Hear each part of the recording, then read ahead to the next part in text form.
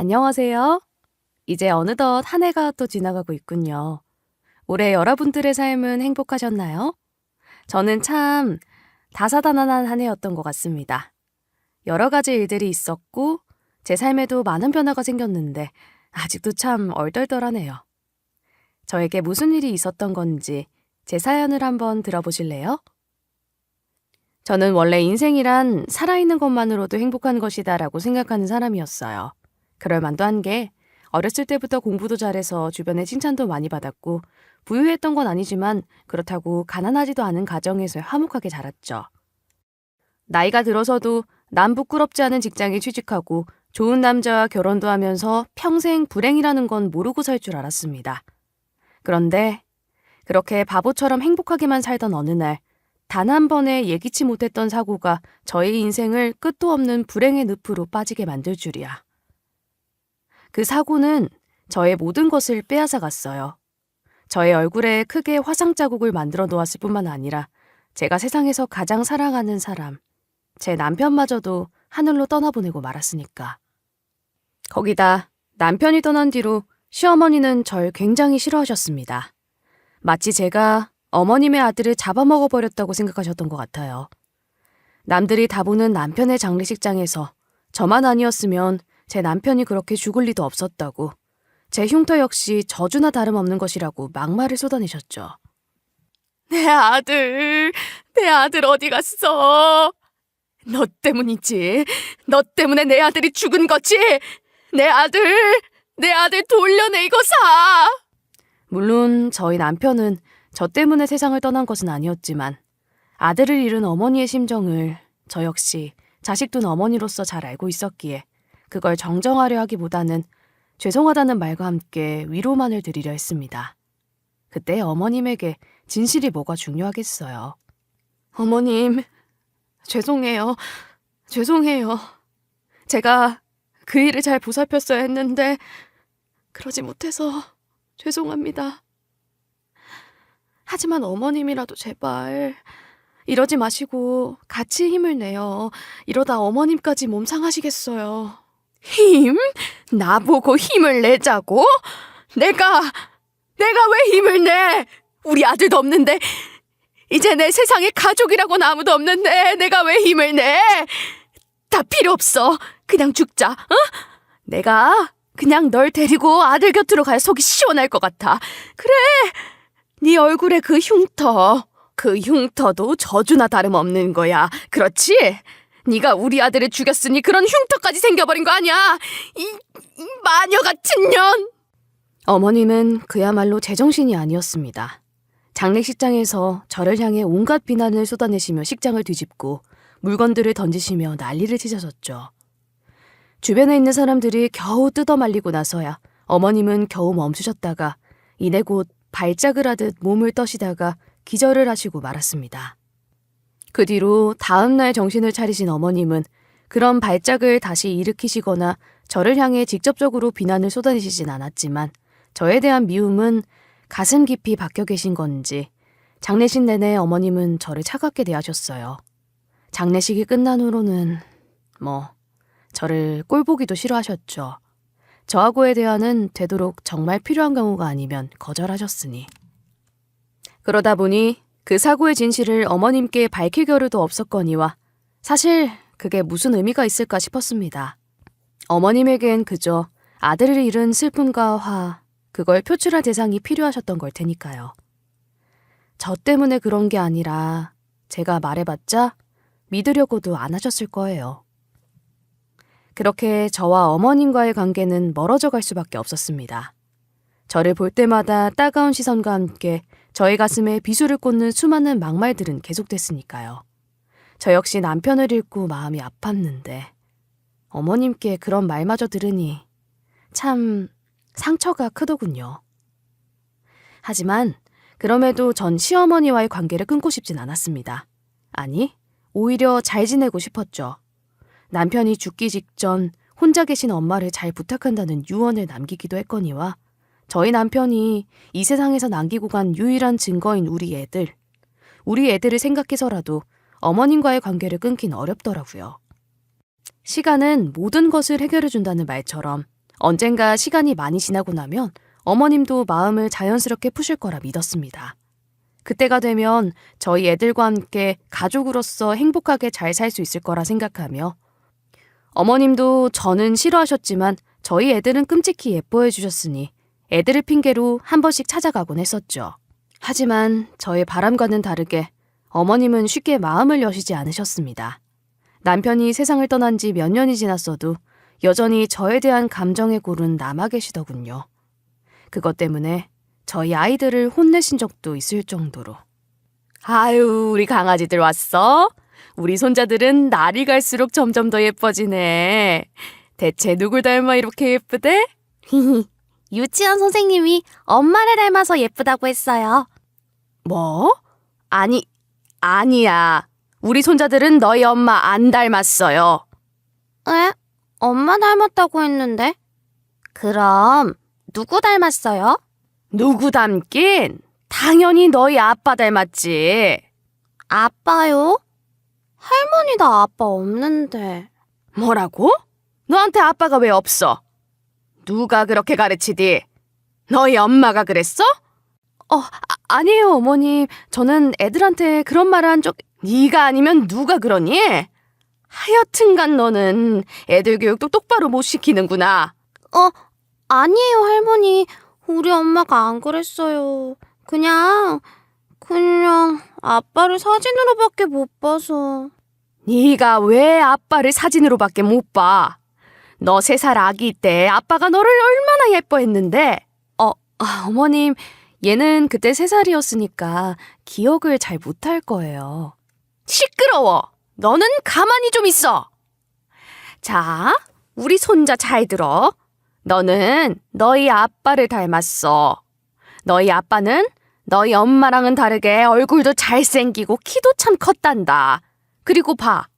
엄마는 저기 얼굴에 못난 흉터도 있잖아? 어우, 징그러워.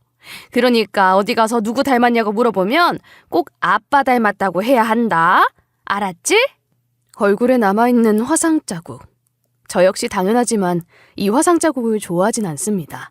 물론 이 화상 자국이 부끄럽다거나 징그럽다고 생각하진 않아요. 하지만 제가 저를 어떻게 생각하든 이것 때문에 남들은 저를 좋지 않게 보더라고요. 혹은 불쌍하게 본다거나.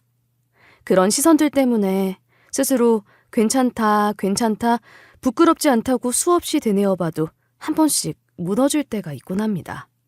그런데 어머님은 그걸 저렇게 말씀하시니 참 상처가 컸죠. 한 번은 그런 적도 있었어요. 저희 둘째도 좀 커서 밖에 데리고 다니기 좀 편해졌을 때 어머님이 저희 애들을 수족관에 데려가시겠다고 하시더군요. 전 그 말씀을 듣고 이제 어머님 마음도 좀 풀리는 건가 싶었습니다. 어머님 혼자서 애 둘을 케어하기도 힘드실 테니 당연히 저도 함께하는 건 줄 알았으니까요. 신나서 어머님한테 표는 제가 구해놓겠다고 말씀드렸습니다. 그런데 수족관이요. 너무 좋죠, 어머님. 그 표는 제가 준비해 놓을 테니까 어머님은 그 부분은 신경 쓰지 않으셔도 돼요. 안 그래도 얼마 전에 수족관 갈까 싶어서 알아봤었는데 마침 수족관 가족 행사로 4인표 할인도 하더라고요. 4인? 왜 4명이야? 3명밖에 안 가는데. 네? 3명이라니 어머님 그게 무슨 소리세요? 어머님이 가시겠다는 거 아니었어요? 그래, 나하고 애들 둘이면 3명이지. 혹시 너도 가려고 하는 거니? 네? 그거야 당연히 어머님이 애들 케어하시기도 힘드시고 또 얘가 뭐라는 거야. 둘째도 이제 유모차 벗어나서 걸어다닐 수 있는데 내가 힘들긴 뭐가 힘들다고. 내가 알아서 할 테니 넌 가지 말고 있어라. 그래도 어머님 힘드실 텐데. 됐다니까. 네가 같이 가봐야 창피하기밖에 더하니? 얼굴에 흉자국이 그렇게 크게 나 있는데 사람들이 다 쳐다볼 거 아니야. 너 때문에 우리 손자들까지 사람들이 불쌍하게 본다니까? 아니에요, 어머님. 요즘 사람들 예전하고는 달라서 그렇게 안 봐요. 웃기지 마라. 네 앞에서야 티를 안 낼진 몰라도 뒤에선 다들 수군수군 대는 법이야. 그래, 말 나온 김에 내가 얘기를 더 하겠는데 밖에서는 아는 체도 하지 말아줬으면 좋겠다. 어디 가서 내 며느리라고 얘기도 하지 말고. 내가 그래도 의사인데 너 같은 애랑 같이 있으면 얼마나 창피한 줄 알아? 사람들이 네 흉만 보는 게 아니라 내 흉도 같이 볼 거 아니야. 무슨 말인지 알아듣지? 어머님은 의사시니까 얼굴에 흉진 사람이 같이 있으면 의사로서의 체면도 떨어진다. 뭐 그런 말씀이신 것 같긴 했는데 그렇다고 그 말이 저에게 상처가 되지 않는 건 아니었습니다. 그리고 사실 어머님이 의사가 아니었다고 해서 저를 창피하지 않으셨을까요? 아마 아닐 거라고 생각해요. 어차피 어머님은 그냥 저를 싫어하시는걸요. 결국 어머님은 저를 떼놓고 저희 아이들만을 데리고 수족관에 다녀오셨고 수족관에 갔다 온 아이들은 들떠서 저에게 상어가 어땠다, 돌고래가 엄청 귀여웠다 떠들어대는데 저는 씁쓸한 마음으로 그 이야기를 들어주다가 잠잘 때 남몰래 눈물을 훔쳐야 했습니다. 이렇게 어머님과의 관계가 진전될 기미가 보이지 않으니 저로서는 참 답답하고 숨이 꽉 막히듯 힘들었는데 이런 저를 괴롭히는 건 사실 어머님뿐만이 아니었어요. 점점 떨어져만 가는 통장 잔고, 그 생활고의 압박마저 저의 목을 졸라오더군요. 저는 원래 결혼 적 토익 강사로 일했습니다. 그래도 나름 쏠쏠한 수입을 올리면서 잘 나가는 강사 축에 속해 있었죠. 결혼하고 애까지 낳고서는 강의 타임을 줄이긴 했었지만 그럼에도 불구하고 사람들에게 인정받는 강사였다 보니 여러 학원에서도 저를 데려가고 싶어 했었습니다. 그런데 사고를 당하고 얼굴이 이렇게 된 뒤로 사회는 참 냉혹해지더군요. 남편도 세상을 떠났기 때문에 제가 두 아이를 책임지고 키워야 하는 상황에서 제가 가장 오래 일했던 그 학원에조차 저를 잘라버리더라고요. 아니 원장님, 갑자기 저를 자르신다는 게 말이 돼요? 저 아시잖아요. 제가 얼마나 많은 수강생을 받았었고 이 학원에 보탬이 됐었는지. 이번에 평소보다 수강생이 줄었다고 그러시나 본데 저 애 둘 낳고 오느라 잠깐 쉬어서 그런 건지 다시 늘어날 거예요. 아니면 원장님은 제 실력을 의심하시는 거예요? 아우, 아니 선생님 실력이야. 당연히 저도 잘 알죠. 그런데 왜 저를 갑자기 자르시는 거예요? 말이 안 되잖아요. 아니 그게 참... 이걸 제 입으로 말을 해야 하는 건지. 아니 선생님, 이번에 강의하시면서 좀 느끼신 거 없으세요? 느끼다니 뭐를요? 아니, 강의를 듣는 학생들 중에 후기가... 선생님 얼굴이 보기 불편하대요. 그래서 강의에 집중이 안 된다고. 네? 아니 어떻게 그런 말을... 저도 너무하다고 생각은 하는데 그게 한 명만 그러는 게 아니에요. 거기다 선생님 강의를 듣지 않는 학생들도 좀 수근수근대고 그러는 것 같더라고요. 무슨 학원에 저런 사람을 받느냐는 둥, 징그럽다는 둥.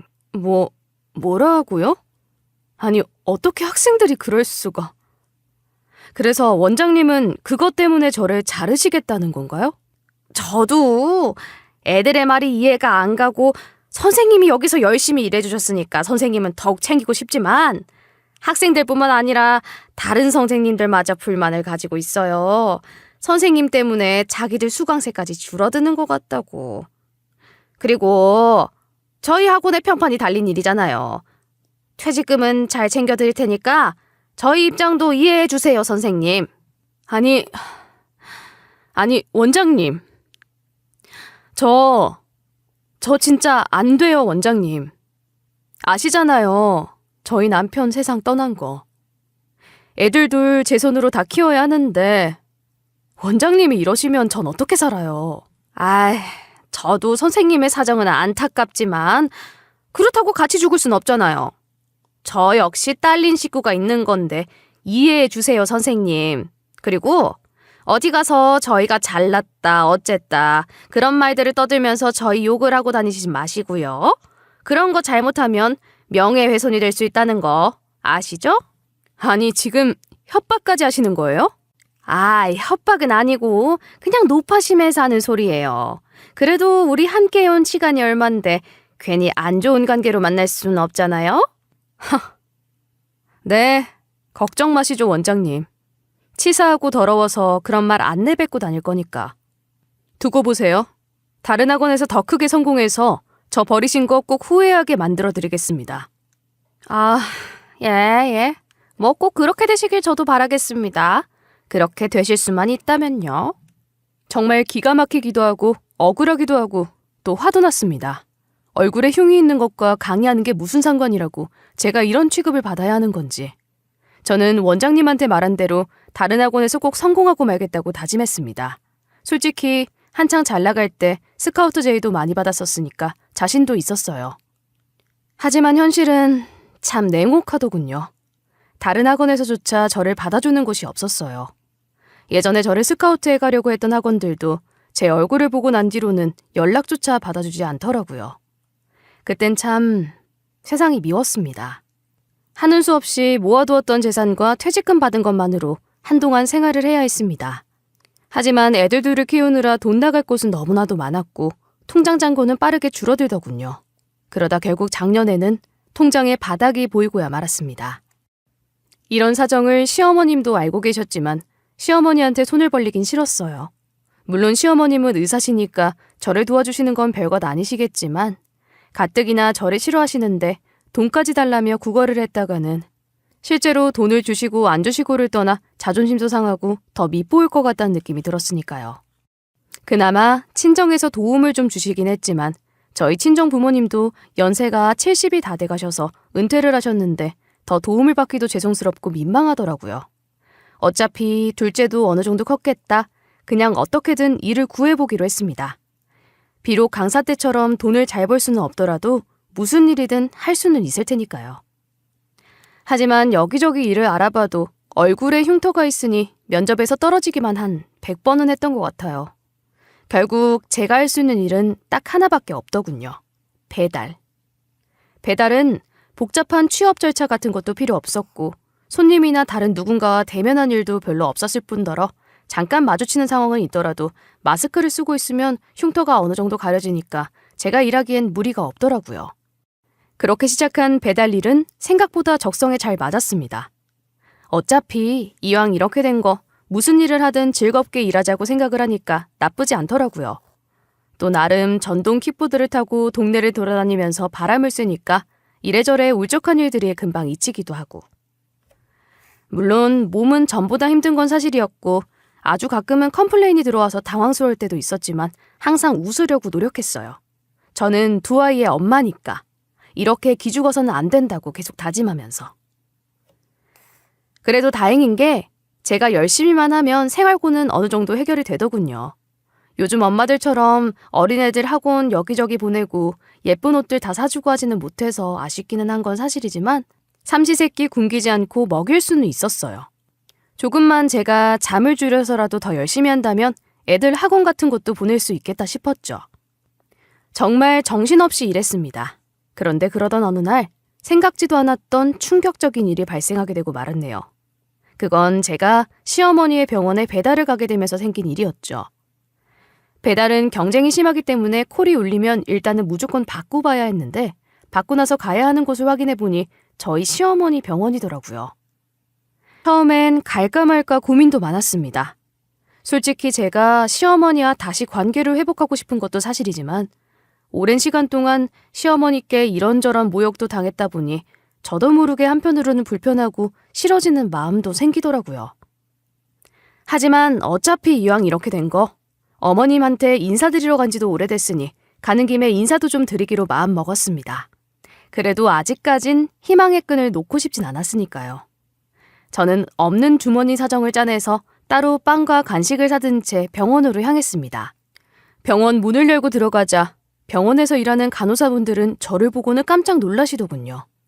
그분들은 당연히 결혼식에도 남편의 장례식에도 왔었기에 제 얼굴을 알고는 있었는데 의사 선생님의 며느리가 배달 일을 하고 있어서인지 굉장히 의아해 하시더라고요.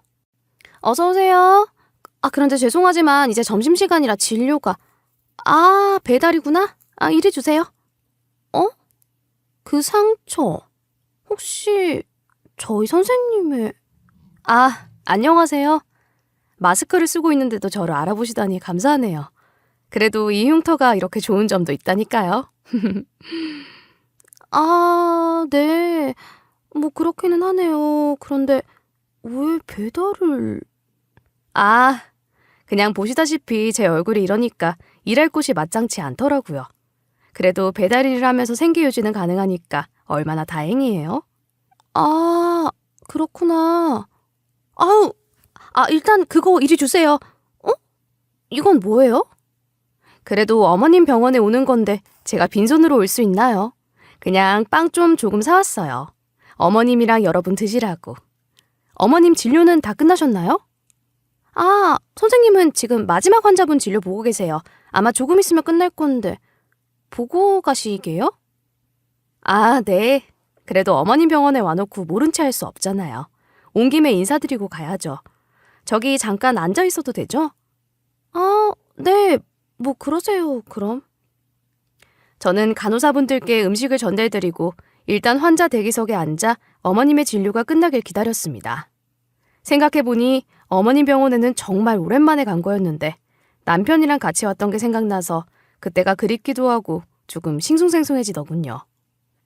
그땐 남편이 간호사분들께 웃으며 자기 이제 장가 간다고 이 사람이 결혼할 사람이라고 소개해줬었는데 그땐 간호사분들이 저를 반갑게 맞이해주면서 잘 부탁드린다고 했었는데 지금은 상황이 많이 달라지긴 했나 봐요. 저를 맞이하는 간호사분들의 표정이 놀라기만 한 게 아니라 꽤나 떨떠름했을 뿐더러 뒤에서 쑥덕쑥덕 자기들끼리 뭐라 떠들어대는데 그게 다 들리더라고요. 어머 웬일이야. 아니 선생님 며느리가 무슨 배달 일을 하냐? 나 진짜 깜짝 놀랐잖아. 그러니까요. 저도 완전 어이가 없었어요. 원래 뭐였더라? 그 토익 강사 같은 거 하신다고 하지 않았어요? 에이 그거야 당연히 못하지. 얼굴이 저런데 저 얼굴로 어떻게 학생들을 가르치겠어. 아마 학원들이 다 안 받아줄걸? 그런가? 하긴 아니 그래도 저희 선생님이 돈이 없는 것도 아닌데 며느리 케어 안 해주시나? 이혼한 것도 아니고 사별한 건데 거기다가 애들도 있다고 들었는데 선생님이 손자라도 생각해서 케어해줘야 되는 거 아니에요? 얘는 너 장례식장에 선생님이 어떻게 했었는지 못 봤어? 네? 저는 잠깐 들렀다만 왔어가지고 그때 완전 난리 없었잖아. 며느리가 아들 잡아먹었네 어쩌네 하면서. 그래서 우리 선생님이 며느리 완전 싫어하셔. 왜 저번에 회식할 때도 잠깐 얘기 나왔었잖아. 손자들 며느리한테서 확 데려오고 싶다고. 맞다 그랬었지. 전 그냥 손자들이 너무 예뻐서 그런 건가 했는데 아니 저분은 무슨 죄래요? 저분도 남편 잃고 많이 슬펐을 텐데. 글쎄 뭐 선생님이 그러시는 거 보면 진짜로 뭐가 있을 수도 있지 않을까? 진짜 남편을 죽게 만들었다던가. 에? 에이 설마요. 뭐하러 그런 짓을 해요.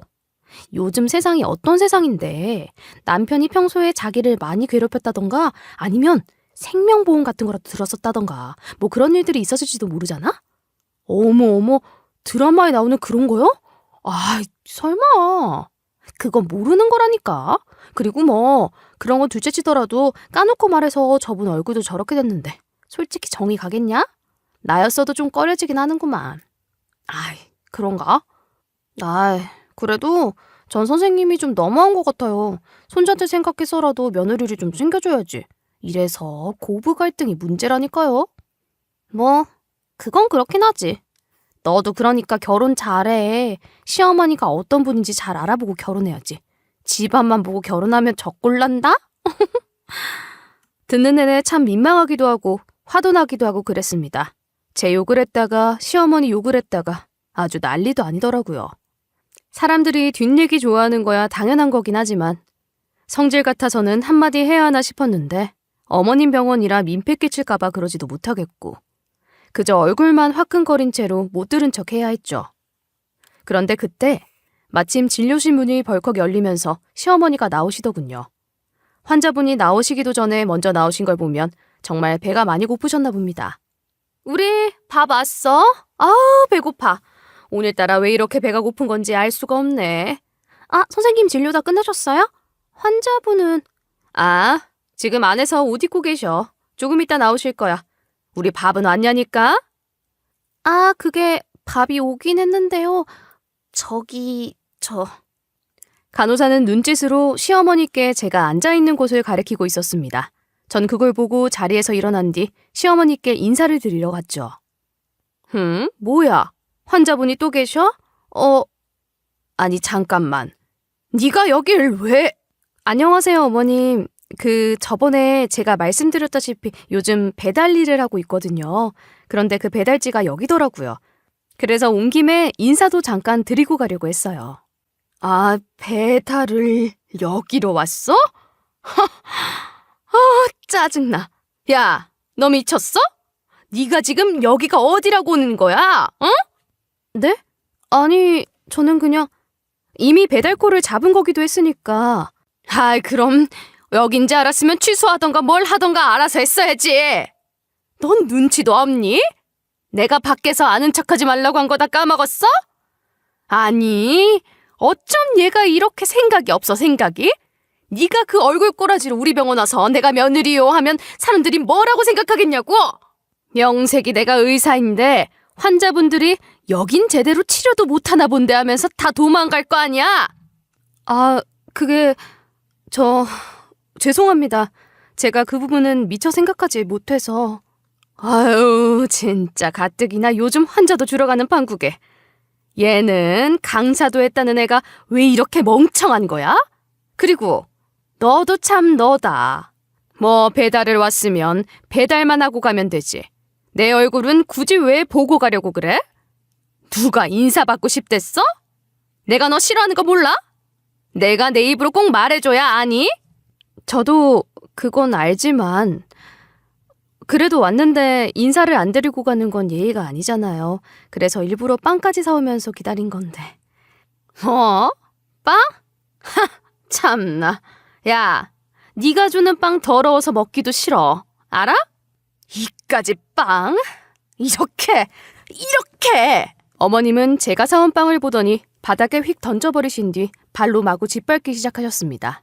그리고는 그 짓밟힌 빵을 가리키며 저보고 가져가서 먹으라고 하시더군요. 자, 알겠지.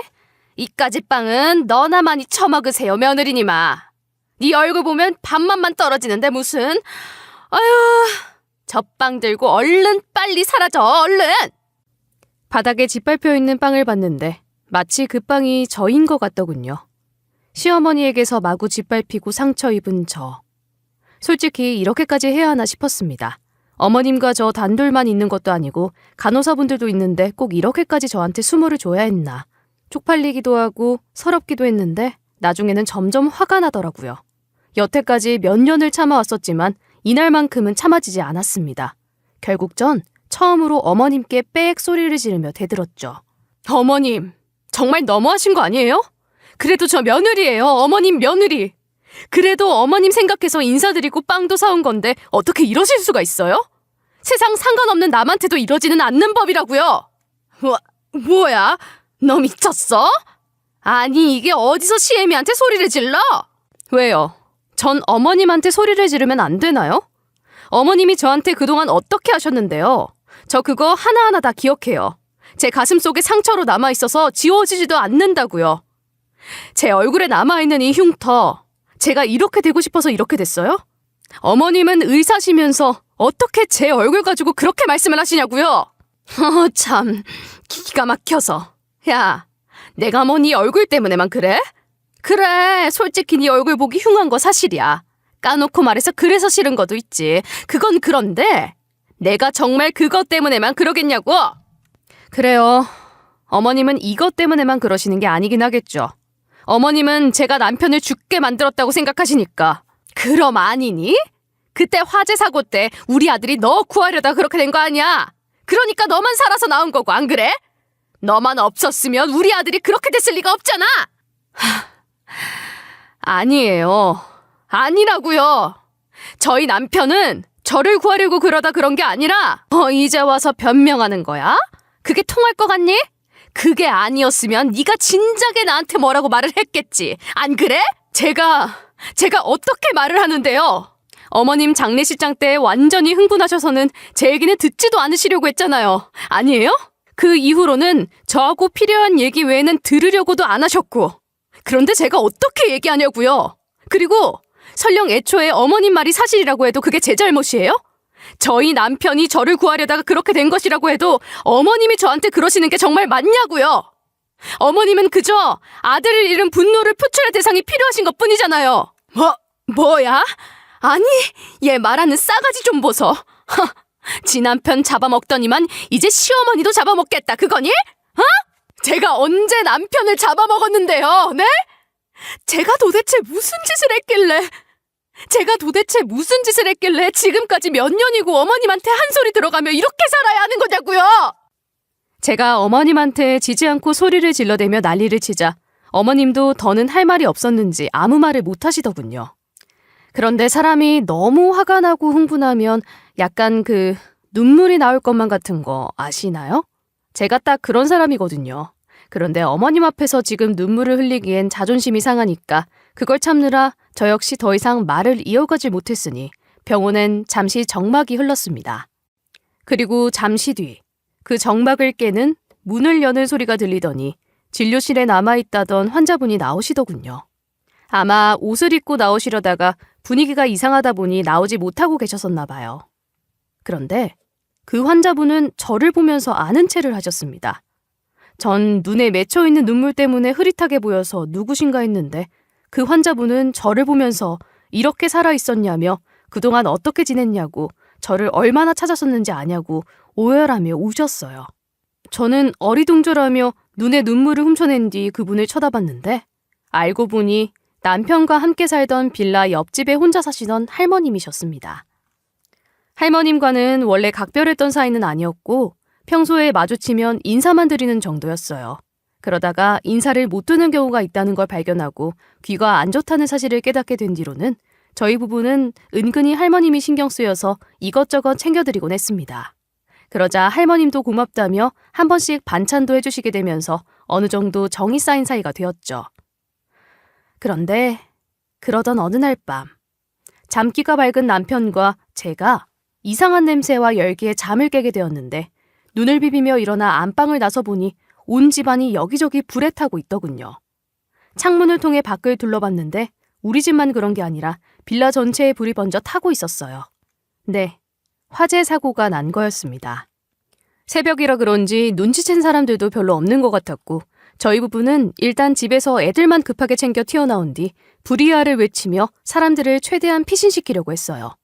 다행히도 사람들이 하나둘씩 깨어나 밖으로 도망쳐 나왔고 다들 밖에 나와 불타는 빌라를 보며 발을 동동거리며 허망하게 바라보고 있었죠. 그런데 순간 옆집 할머님이 아직도 안 나오고 계시다는 걸 깨달았습니다. 아마 할머님은 귀가 안 좋으셨으니 저희 외침 소리도 듣지 못하고 깨지 못하셨던 것 같았어요. 119에 신고는 했지만 상황이 너무 급박했던지라 남편과 저는 함께 할머니를 데리러 그 불바다로 들어갔습니다. 불이 이전보다 더 커진 상태라 위험했지만 할머님을 도저히 그대로 둘 수는 없더라고요. 다행히 운이 좋게도 할머님을 겨우 데리고 나올 수 있었는데 저는 그 과정에서 얼굴에 큰 화상을 입게 되었고 남편은 같이 빠져나오긴 했지만 상태가 많이 안 좋았었나 봐요. 질식으로 인해 세상을 떠나게 됐습니다. 할머님 역시 연기를 많이 마셨던 상태라 입원하셨다고 들었는데 남편 장례를 치르고 새로 살 집을 조금 값이 산 쪽으로 멀찍이 구한 뒤로는 더는 마주칠 수 없었습니다. 할머님은 그때 한두 달 정도 입원하셨었는데 동네 사람들에게 저희가 할머님을 구하려다 그렇게 됐다는 소식을 들으시고는 퇴원한 뒤 저희 부부를 찾으려고 노력하셨다고 하셨습니다. 하지만 저는 화재 때문에 핸드폰도 바꾸게 되면서 연락도 안 됐고 동네도 다른 쪽으로 갔기 때문에 도저히 찾으실 수가 없었던 거죠. 미안너이. 정말 미안해. 나 때문에, 이 늙은이 때문에 젊은 부부가 그렇게 됐다니. 내가 죽었어야 했는데. 할머님은 통곡을 하시면서 저에게 사죄를 하듯 말씀하셨습니다. 그 모습을 보면서 저도 많은 생각이 들더군요. 사실 저도 할머님 생각이 나지 않았던 건 아니에요. 그때 만약 남편과 내가 할머니를 구하러 가지 않았다면 지금 이렇게 될 일은 없지 않았을까 하며 후회를 했던 적도 있습니다. 저도 사람이니까요. 하지만 그런 생각이 들 때면 남편이 죽기 전 얼굴을 떠올리며 고개를 가로저었어요. 남편은 할머님이 무수하다는 소식을 듣고는 천진난만하게 웃으면서 정말 다행이다. 정말 다행이야. 라고 좋아했었거든요. 그걸 떠올리며 그래도 우린 뜻깊은 일을 한 거라고 생각하기로 했습니다. 우리가 살아갈 세상, 우리 아이들이 살아갈 세상을 위해 좋은 일을 했노라고. 할머님, 괜찮아요. 저희가 할머님을 구한 건 그냥 저희가 좋아서 한 일이에요. 할머님이 잘못하신 것도 없고 저한테 사죄를 하실 것도 없습니다. 그냥 이렇게 건강하신 모습을 볼 수 있어서 참 다행이에요. 저희 남편도 아마 하늘에서 좋아하고 있을 거예요. 저는 그렇게 말씀을 드리며 할머님을 안아드렸습니다. 할머님도 저를 안으며 계속 우시는데 저도 눈물이 나더군요. 뭐랄까? 되게 복합적인 감정에서 복받쳐 오르는 것 같았어요. 감동적이기도 하고 슬프기도 하고 남편도 같이 있었다면 좋았을 것 같기도 하고 하지만 그 울음을 멈추게 하는 사람이 있었으니 그건 바로 시어머니였습니다. 아니, 내가 지금 들은 게 대체 사장님, 방금 하신 얘기가 사실인가요? 저희 아들과 며느리가 사장님을 구하려다 그렇게 됐다는 게 어떻게 그런... 네, 방금 들으셨던 대로예요. 선생님은 알고 보니 제 생명을 구한 분의 어머님이셨더군요. 저 때문에 아드님을 잃게 되었으니 우선 죄송하단 말씀부터 드리고 싶은데 조금 전에 안에서 두 분의 얘기를 듣고 나니 며느리 분께는 죄송해도 어머님한테는 그럴 필요가 없겠어요. 아니, 그뿐 아니라 이 건물에서도 나가주셨으면 좋겠습니다. 뭐라고요? 아니, 지금 대체 무슨 소리를 하시는 거예요? 제 아들 덕분에 당신이 살게 된 건데 그럼 당신도 저한테 미안해하고 고마워해야지. 어딜 병원을 빼라 마라 하시는 겁니까? 당신이 나한테 이러면 내 아들이 하늘에서 가만히 있을 것 같아요? 네, 바로 그 아드님을 생각해서 드린 말씀입니다. 선생님 아드님은 제가 선생님한테 사죄를 드리지 않는 저보다 며느리한테 고통을 주는 당신을 보며 슬퍼할 것 같거든요. 뭐야? 당신이 뭘 안다고 함부로 말하는 거야? 물론 전 선생님의 아드님을 선생님보다 잘 모를 수도 있습니다. 하지만 제가 본 아드님은 귀가 좋지 않은 저를 도와주고 싶어 했고 위험에 처한 저를 자기 목숨을 걸고 구할 정도로 힘든 사람을 진심으로 생각할 줄 아는 사람이었습니다. 여기 며느리분도 마찬가지고요. 그런데 선생님은 어떻죠? 들어보니 아드님의 죽음을 며느리 탓으로만 돌리고는 화상자국 상처를 안고 살아가는 며느리한테 못되게 굴지 않으셨나요? 그 아드님이 끔찍이도 아끼는 사람한테 함부로 대하고 상처 입히고 그건 저 아이 때문에 방금 들으셨다시피 며느리분 때문에 아드님이 돌아가신 게 아니에요. 그런데도 아직까지 그렇게 말씀을 하실 생각이신가요? 그리고 설령 그렇다고 해도 만약 아드님이었다면 선생님처럼 그러지 않았을 겁니다. 남편을 잃고 얼굴에 큰 상처를 입은 채로 힘들게 살아가는 며느리를 자신의 못난 감정을 풀고자 힘들게 하지 않았을 거라고요. 어머님은 할머님의 말씀에 더 이상 대답을 하지 않으셨습니다. 아니, 못하셨던 것 같아요. 눈에 초점이 풀려가면서 머릿속에서 많은 생각이 오고 가고 있는 게 저한테도 느껴졌거든요. 선생님, 이제 그만 마음을 푸세요. 차라리 탓을 하고 싶다면 제 탓을 하는 걸로 합시다. 불쌍한 며느리를 괴롭히지 마시고요. 사실 선생님도 진심으로 그렇게 생각하진 않았을 거예요. 며느리 때문에 아들이 죽었다고 말이에요. 다만 어떻게든 미워할 대상, 원망할 대상이 필요했던 거 아닌가요? 어머님은 이번에도 대답을 하지 않으셨습니다. 대신 눈에 눈물이 고이기 시작하다가 그대로 얼굴을 타고 내려와 바닥에 뚝 떨어지더군요. 그와 동시에 어머님은 울음소리를 내며 흐느끼기 시작했습니다. 이제 그만하시고 며느리분에게 사과하세요. 그리고 앞으로 함께 잘 살아가세요. 그래도 선생님에겐 이제 하나밖에 남지 않은 가족이지 않습니까? 저에겐 자식도 없어서 남아있는 가족이 한 명도 없지만 선생님은 그래도 남아있는 사람이 있다는 게 축복인 거예요. 아이들도 있으니 셋이겠네요, 선생님. 어머님은 한 5분가량을 말없이 서서 우셨습니다. 그러다가 정말 나지막하게 한마디 말을 꺼내셨죠. 미안하다 정말. 정말 미안하다 세아가. 어머님은 울먹이면서 저에게 사과를 하셨습니다. 처음 본 어머님의 모습. 지난 시간에 비하면 정말 짧디 짧은 사과였지만 저에겐 무릎을 꿇고 빈다거나 하는 그런 사과보다도 훨씬 진심이 느껴졌어요. 어머님의 그런 모습에 제가 마음이 아플 정도로. 사실 이런 날을 상상해 본 적은 있었어요. 언젠가 어머님이 저에게 마음을 여시고 사과하는 날을. 그런데 상상 속에서는 항상 고민이 되더군요. 어머님이 사과를 하셨을 때 지난 몇 년간의 상처를 묻어버리고 어머님을 용서할 수 있을 것인지. 나 스스로 어머님과 다시 잘 지내고 싶다고 생각을 하면서도 그런 고민이 드는 건 어쩔 수가 없더라고요. 그런데 그런 고민을 했던 게 무색하게도 울면서 사과하시는 어머님을 전 바로 안아드렸습니다. 그리고 함께 울었어요. 어쩌면 이런 제가 바보 같은 건지도 모르지만 전 과거의 고통에 매달리기보다는 앞으로 나아가는 걸 택하기로 했습니다. 그날 이후 어머님과의 관계는 조금씩 회복되고 있습니다. 어머니는 매번 저를 만날 때마다 사과를 하시고는 어떻게든 저를 챙겨주고 잘해주려 노력하고 계세요. 물론 한동안 좋지 않은 관계였기에 아직은 서먹한 부분도 없지 않아 있지만 앞으로 계속 좋아질 거라 믿습니다. 아, 또 하나 달라진 게 있는데 그건 바로 할머님의 경제적인 지원이에요. 할머님은 자기 생명을 구해줬으니 그 값을 치러야 한다고 주장하시더군요. 하지만 이제 와서 그걸 받는 것도 우습고 어머님과 다시 잘 지내게 된 것만으로도 충분했기에 극구 거절했죠.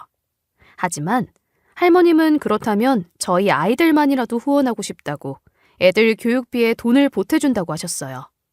그렇게까지 말씀을 하시니 저도 더는 거절하기 어렵더군요. 그래서 할머님의 도움을 받기로 했습니다.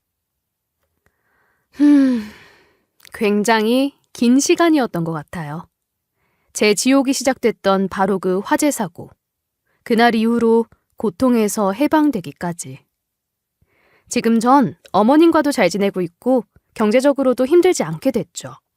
할머님과도 한 번씩 만남을 가지며 함께 식사를 하고 있고요.